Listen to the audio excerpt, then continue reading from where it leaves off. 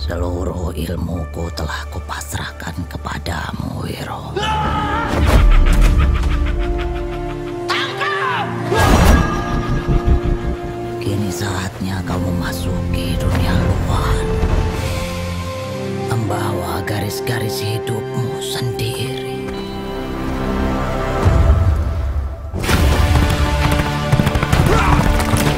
Woi, anak muda!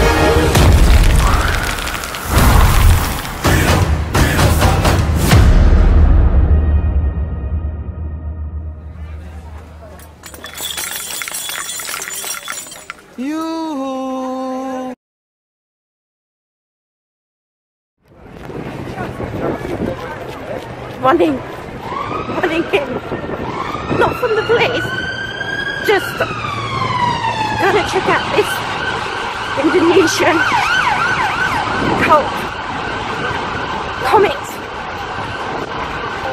event at the SOAS. Oh, can't take this no more.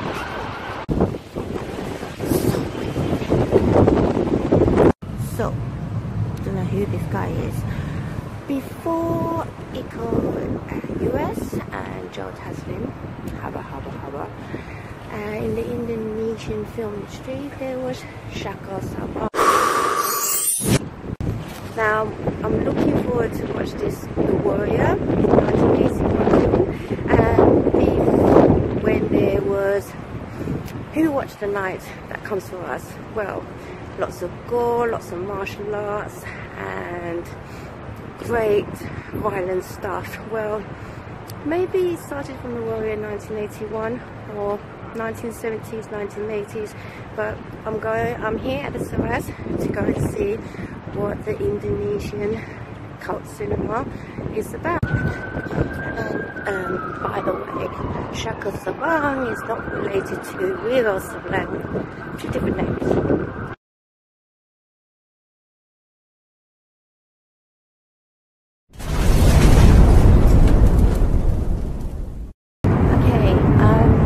What's so interesting about the Indonesian genre and the Indonesian cult films? Well, what's so interesting about it is this.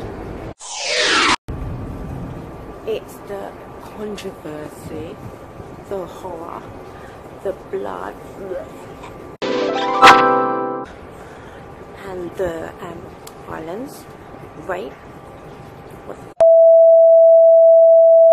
Did anyone say rape? No. And for me, it's the martial arts. Well, I thought they were really good martial arts because, as you know, guys, I love films like The Raid and what's coming out now, Wiro Sableng. Some of the Silat stuff. Silat is traditional Indonesian samurais. So I'll tell you more about it later. Yeah, the martial arts in most of the 70s and 80s Indonesian horror is very based around black magic, voodoo. So it's quite bad, but it's entertaining, and I actually quite like it. I mean, at least they can kick high, and they can punch good, they can do swords, they can throw a weapon and cut people up. Great thing about the Indonesian cult films is that people love it so much that even the censorship can't even handle it. The government has tried to encourage more educational and more sensible types of films, but when it comes to licensing, they play different rules basically. So government had no choice but to accept the fact that people do love crazy Indonesian films, as they call it, trashy films or B movies, cult films, whatever you want to call it. It's great fun, violence, horror, controversy, blah, fun. What is Silat? Silat is a genre of comic books, and it was very popular from the 1930s and 1940s, and that was when Indonesian cult comics really became a thing. It started off as short comic strips in newspapers by Japanese artists. It's very predominantly Japanese style, and then there was some politics going on that changed, and there was more black magic, voodoo stuff. It started off with like ghost, friendly ghosts, to really horrific massacre, violence, killing. It created a controversy because a lot of politicians thought that comics was a reflection or was a some type of anarchy, a protest against politics or politicians. There was a lot of controversy around Indonesian genre, cult films and comics.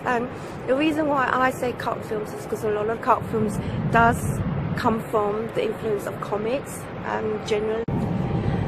Also, what's one of the questions I asked Dr. Iki, he's an expert in Indonesian films and comics, and I wanted to know like about how open they are to LGBT. I mean, since they were open to nudity, like Lady Terminator and Satan's Slave, and you see all of that in these 80s style Indonesian cult films, which is quite shocking. It's usually still not allowed, but it was quite controversial.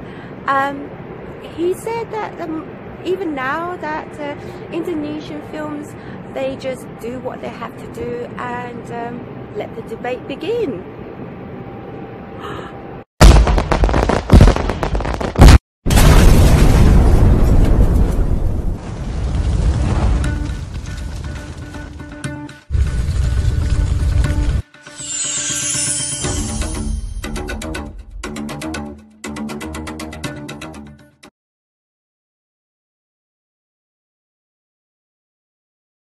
Karena kalau kita diam saja melihat ketidakadilan di depan mata kita, itu tandanya kita bukan manusia lagi.